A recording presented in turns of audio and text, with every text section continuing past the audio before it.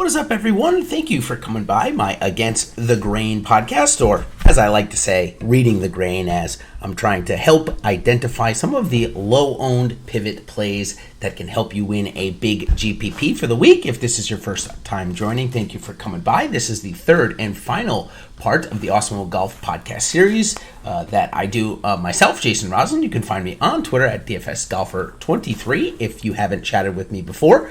And I want to thank SuperDraft. They are sponsoring all of our audio and video content for the month, and appreciate the continued support from them. And they've put out a nice size contest this week called The Long Drive. So check it out. And of course, if you haven't already, let me tell you a little bit about them. The future of daily fantasy sports has arrived. Experience SuperDraft's exclusive game mode multiplier. Say goodbye to salary restrictions and hello to lineup freedom. Especially something like this week where you might not know a lot of the guys in the field. Perfect. You get to go put the guys that you do know all in the same lineup without having to worry about salary, and then you still get your sweat on for the week. So use that fantasy sports knowledge to draft any player you want and build your very own dream team. Countless lineup possibilities let you experience daily fantasy sports the way you want. SuperDraft offering contests for PGA, NASCAR, MLB now is out, as well as MMA, so you can enjoy the best of DFS all year round. Sign up for SuperDraft using promo code Awesemo10 and claim your first $10 free on your first deposit of 10 or more, and $20 total free on your first deposit of 100 or more. Download in the App Store or play at superdraft.io. SuperDraft, no limits and more winning. All right, as I always do in this first part of the show, I go over the Millionaire Maker winner from last week, and a little bit crazy. Not going to lie, the first time I've ever seen it, I've been maybe playing DFS golf for religiously 3.5 years, and maybe following it for 4. This is the first time that I've seen a split pot or a split winner without the same lineup. So I'll run down the lineup quickly. You got Rahm, Schauffele, Fitzpatrick, Finau, Jason Day, and Brendan Steele. Total ownership there of 70% versus Cantlay, Rahm, Schauffele, Finau, Wallace, and Palmer. They came in at 79%. Both guys used all 50K of their salary to get it done this week. One of the reasons why this happened was because there were so few birdie streaks and bogey-free rounds, which are normally, if you get somebody that, like, say, ties for 13th together, those are normally the difference makers that can really separate the total points from being close or similar. And in this case, we didn't have it this week at Muirfield Village with how hard it was playing. A lot of bogeys in there as well. So I guess if it was going to happen, I'd expect it to happen on a week like this, and it did. So let's go ahead and move on to this week. As I do, I start off talking about this week as I give you the top 10 projected owned golfers from our own Awesemo, Alex Baker. Some of the best projections in the industry, so certainly if you're not already an Awesemo Plus member, you can become one for $8.95. That is it. You get all of the projections, not just the 10 I'm about to give you, and so much more. So come on and check it out. Of course, weekly pass, $8.95, as I mentioned. Also, if you're looking to win a free monthly pass, go ahead and check out our Twitter. With all the sports coming back, what better time to join than now? So check out our Twitter if you're not already a member to try and win one of those free passes. Okay, number one. It's got Tommy Fleetwood coming back off of a 4-month hiatus from professional golf due to the COVID and not coming over here until the last couple of weeks. He's going to come in around, at least Awesemo says, around 23%. Dustin Johnson coming off of his missed cut last week, likely to also get north of 20%. His performances after missed cuts in the last couple of years has been pretty good. Plus, there's not a ton of names, and his price on DraftKings is just not that high, so he'll probably get over 20%, as will Tony Finau, coming in off a horrendous Sunday there, 20% for him. Harris English coming off a good Sunday, however, and a good finish here last year. He'll be 20+% owned, as will Paul Casey, whose missed cut last week was certainly one to revel over and look at, especially on the shot tracker. If you haven't seen it, or the Tourcast, I should say, if you haven't seen the Tourcast of Paul Casey's 12th hole last week, it is something of beauty, something I've never seen before. His performances after missed cuts have also been pretty good. 20% for him, so not a real chance to get a ton of leverage unless you're willing to go 60 or 70% on some of the top guys. Okay, Russell Henley also coming in at 16%. Brooks Koepka with the injured knee coming in at 15. Matthew Wolff at 15. Lucas Glover also at 15. And Eric Van Rooyen with Sam Burns rounds out the top 10 at 13 and 12%. So certainly still plenty of opportunities to go against the grain somewhere down lower. And we'll get into that right now as I do. I go through each of the pricing sections for DraftKings, and what I do is I break it up into 5, 10,000, 98,000, 7,000, and 6,000. So 4 different price range. We're going to start up at the top at 10K. 5 golfers this week, total of 100% ownership. I suspect, as we just mentioned, up at the top, DJ, Finau, Fleetwood, and Casey, all to probably get at or over 20%. I suspect maybe even Brooks Koepka to go trail below even 10% this week. If you haven't seen it, check out my Against the Grain article where I put in the tweet from Golf Central yesterday that looks like a Stan Brakowski talked to Brooks Koepka about the knee injury and posted a 2-minute video about it. You want to check it out and you can glean from yourself what to take from it. I'm going to take my own stance, and it's at 11,200 in a non-major. It's going to be very tough to get me to play Brooks Koepka healthy, let alone injured. So that's the stance I'm taking, which makes it a little bit hard for me to go against the grain up top here unless I do want to get 60% of one of these guys, or maybe hope that Fleetwood comes in at 15% and I can go, get 50% of Fleetwood and get my 3x there. However, there are plenty of plays here in the 8,000 to 9,000 range. We have 14 golfers with a total ownership of just about 180%. Lucas Glover, Matt Wolff, and Harris English, as I mentioned up top, will likely lead this category, all getting around 20%. Then Doc Redman, Eric Van Rooyen, and Russell Henley will get plenty of looks, as well as Henrik Norlander and Bubba Watson. Now we've got 5 guys who maybe aren't playing that great right now. Brian Harman has missed back-to-back cuts. Max Homa has as well. Not sure their price is quite high this week, even in a lesser field. It was a bit of a sticker shock to me.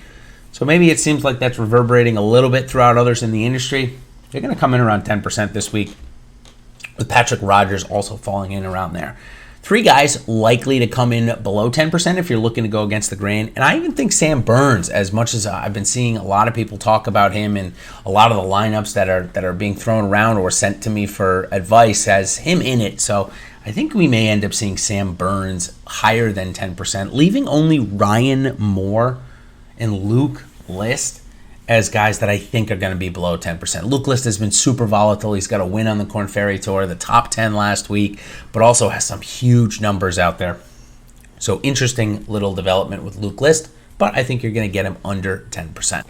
That pretty much covers everybody above 8K. I think I mentioned almost everybody. Only 19 total golfers above 8K this week. I mean, that's crazy. Don't think we've seen that for quite some time. Goes to show a little bit of the field strength that we're dealing with this week. As we move into the 7,000s, we're going to have 35 golfers over 200% ownership. And what I've noticed here is that a lot of golfers, so we have 35, right? Normally in a field we can get a bunch that are under like 1%, if we have 35 golfers, but not this week. It looks like the lowest percentage guy is Mike Thompson at 2.5%, who's actually played decent or has shown spurts of form here since the restart. And even Christopher Ventura is getting a lot of talks. In fact, I even wrote him up in a couple of spots in my articles.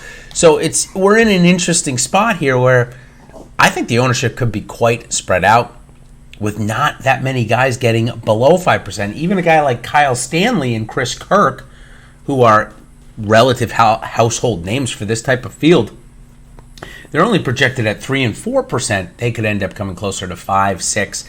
So I think a lot of ownership will end up going here to these 35 golfers. I think that's why you don't see the as much going to the 19 that I mentioned before this. So because of that, though, because of the spread out nature, I think we're going to get, the most ownership you'll see is somebody like Charlie Hoffman get around 10%, Will Gordon likely as well, Dylan Fratelli and Alex Noren, 2 of the guys that are relative household names, probably going to trend in the 10% range. Still, though, if you're looking to build out an MME base, 10% shouldn't really scare you. Going 30% of a guy that's 10%, getting your 3x, that's not that many of your lineups if you're doing 150. So I'm not really afraid of the 10%, especially if you do like Will Gordon or Dylan Fratelli or Noren or Hoffman for that matter. Troy Merritt, I guess you could throw in there as well, maybe even Ryan Armour. No problem playing a guy at 10%. However, if you're really looking to go lower in that 5% range, I think Matthias Schwab is certainly a good golfer. Maybe didn't really show it last week. Bernd Wiesberger, as well as Tom Lewis. So maybe I should have said a pair of European Tour normals that I think could be decent plays here this week. Although it is a scoring event, a more prototypical PGA Tour event. So we haven't seen the European Tour players really perform admirably in just straight up PGA Tour scoring events, which I expect this one to be. Couple of other guys though down there. Aaron Wise, he's got to break through eventually again, right? As well as Scott Piercy, Christopher Ventura, and as I mentioned before, Michael Thompson. Okay, let's go ahead and move on to our last section, the 6Ks. And this week we've got 100 plus golfers, about 103, 104, somewhere in that range. Total ownership though of 110%. So a lot of different looks. Of course, there'll be plenty of golfers that are going to have 0% ownership. There's a lot of golfers in this field that most people won't know. In fact, there were even a couple that I had to look up and learn a little bit more about, like Agnes Flanagan, who I'll talk about on tonight's show.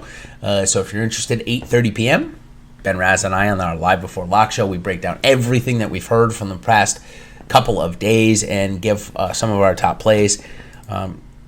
Guys like Ricky Barnes, Michael Kim, Martin Traynor, likely to get no ownership. So there should be a couple of guys that get close to 5%. Adam Schenk and Matthew Neesmith are projected to get right around there, as well as Vaughn Taylor and Keith Mitchell, who has certainly found his putting stroke and finally made a cut last week. So maybe he transcends that and plays again good here again this week. Jason Duffner has played okay since the return. He'll probably get a couple percent. So is Harry Higgs, the ever-lovable Harry Higgs, likely to get a couple of percent as well.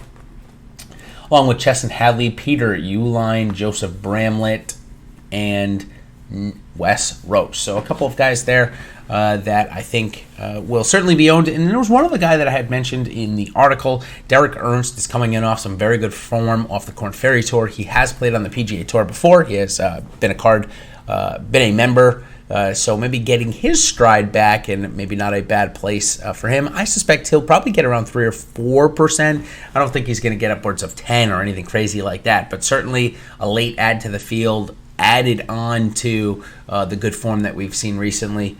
Two normal things that could certainly cause for Derek Ernst to get at least a couple of ownership percent. So that basically, I think that sums it up here. I've gone through pretty much the entire pricing sections. Of course, if you're looking for a little bit more in-depth, or at least to see the visuals of what I suspect golfers will be owned, check out my Against the Grain article live now on the website. Of course, join Jazz Raz and I, Ben Raza, tonight on our Live Before Lock show. And if you're a bettor or looking to get onto the betting side of golf, check out my 3-ball video in which I go over a couple of week-long bets, a couple of matchup bets, and the like. I've had some pretty good success with it over there since we've started doing it. So check it out. It's a quick little 6-minute video that'll give you some good sweats for the upcoming week. So until then, I hope that we've gone over some important information here, and I hope that somebody can take this and win the $1 million this week. That is why we do it. So until then, next time, everybody, I appreciate you coming by the Against the Grain pod. And until next time, cheers.